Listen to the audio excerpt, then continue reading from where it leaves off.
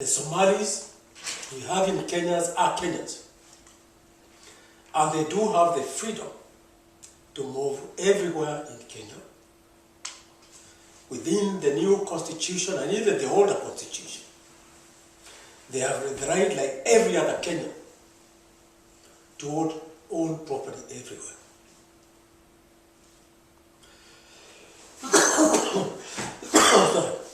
What we are concerned are people.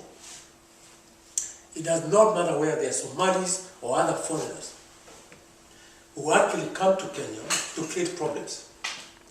We'll deal with them.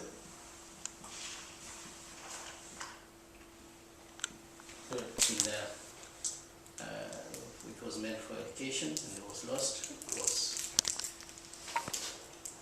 Let me put it this way, that particular bit of it, I am not privy to that, because although I was the Minister for Education and started the free primary education, the kind of discussions which have been taking place on that issue of the money lost or not lost has been a big debate between the Ministry of Education and the Ministry of Finance, with the Ministry of Education currently stating that it is not aware of money which has been lost. So we did not discuss that particular matter when I met the Minister for Defense. The important thing here is Kenya is hosting over 500,000 refugees. Now that is a very, very, very large number. Now that is the largest refugee group in the world. Undoubtedly there are costs which are accompanied when a country has got to host such a large number. First of all, there is the environmental degradation which takes place. There is also the competition for social services, that is the competition between the host communities and the refugees. And this is also likely to create some kind of friction between the refugees and the people. All these things must be taken into account. Much more important as far as we are concerned is that we want to ensure that we are going to set up strong machinery to vet the refugees who are coming to Kenya. Because we cannot assume that all the refugees, all the people who are coming to Kenya from Somalia are all true refugees. It may very well be that some of them are actually being infiltrated by the Al-Shabaab to come into the country eventually so that they can rise up and attack Kenya. Again, this requires additional resources. These are Kenyan resources that are being diverted from uplifting the status of living of Kenyans to address the matters which were not our own.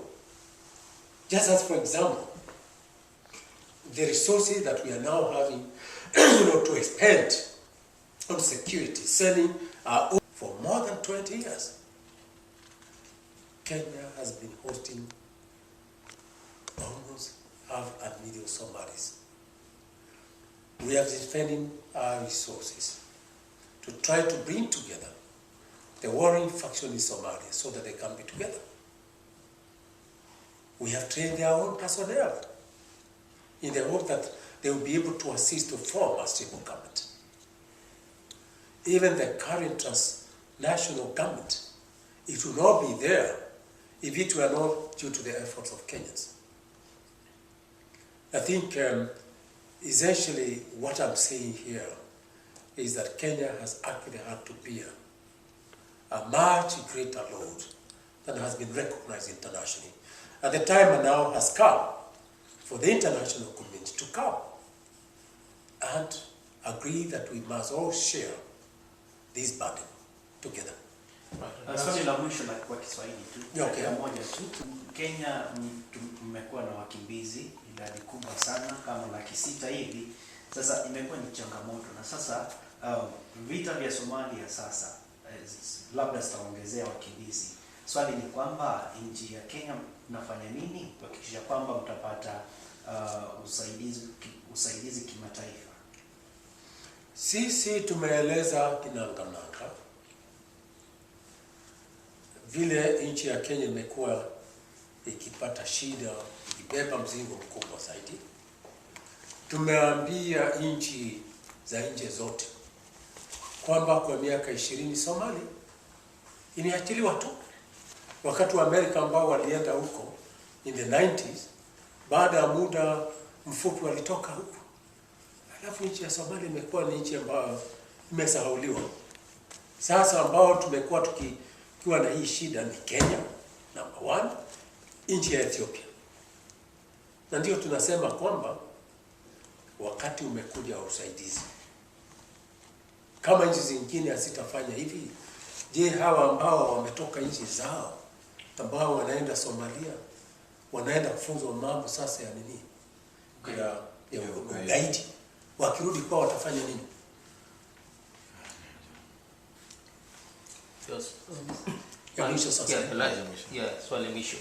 Now that you've painted a picture of these external drawbacks kwa serikali ya Kenya, thinking of 2012, the election year, and I'm just thinking, can we expect that this Somali operation could affect the election date in Kenya? It is very clear that we have taken an early action to ensure that by that time we will actually have almost eliminated these menace. When is that time? No, we are moving now. We have already got our troops in Somalia, and we have chased away the Al-Shabaab. And we do not intend that they come back. And one, by the way, should not underestimate the capacity of the Kenyan army to be able to do that. So when is the election next year? Well, you know as much as I do that there is already, a debate on that particular matter, and the Electoral Commission, the chairman himself, has come out very clear is to say why he believes, just as much as the Minister for Justice has stated, that the best time to hold the general election is in December rather than February, because August, because August will entail rushing many things. And I think let us also look at this matter much more rationally. Will you be a candidate? No, just a minute. Before you move a bit too fast, I want you to understand something that is very, very, very, very important here. Namely that we all know that it was very unfortunate that we had 2007 general elections, which was followed very quickly by an unfortunate incident of violence, something that Kenyans had never anticipated at any given time, because many Kenyans lost their lives, many Kenyans had to be relocated, many of them lost a lot of their property. And the constitutions we have now, a new one, is the one that Kenyans have been looking for more than 20 years. The belief of the Kenyans today, and I'm quite right in stating this one, are expecting that the election, when it comes, and held under the new constitution, it is going to be a clean and credible election. And that therefore requires very meticulous arrangement to ensure that the aspirations of Kenyans are met. Any kind of transgression on this one could result into a situations where you have a very hurried election because people are saying yes, we want it, and then you make mistakes. You go back to where we had in 2007. We do not want that. I myself don't believe that 2 or 3 months does make a difference at all. The key thing is that we want a clean and credible general election. So, Professor, you just are you a candidate? I have already publicly expressed my wish to stand for the position of president in the next general election. Thank you very much. Professor Honorable George Saitoti. And as I say, I've enjoyed this opportunity to talk to both to the Kenyan media and also the BBC. But much more important to be interviewed by Kenyans who live in the United Kingdom. And I do believe that the reason why you sought to interview me is because you have interest in our country. And this is one time I do ask Kenyans to be very, very, very united because for the first time in many years, our country now is being provoked by criminals and terrorists who want to tear up our own country to pieces. And this we cannot allow.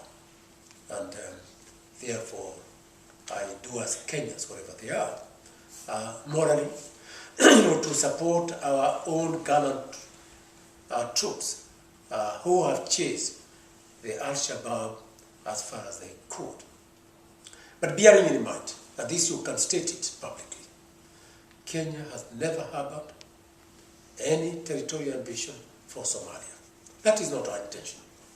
If there is anything else that we intend to, we desire to see our brothers and sisters in Somalia to live in a stable country like we do. And that is why over a number of years, we have provided resources to Somalia.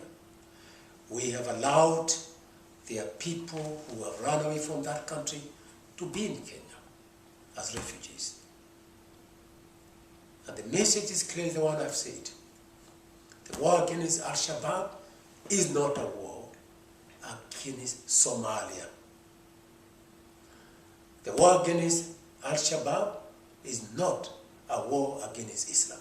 It is a war against terrorists and criminals.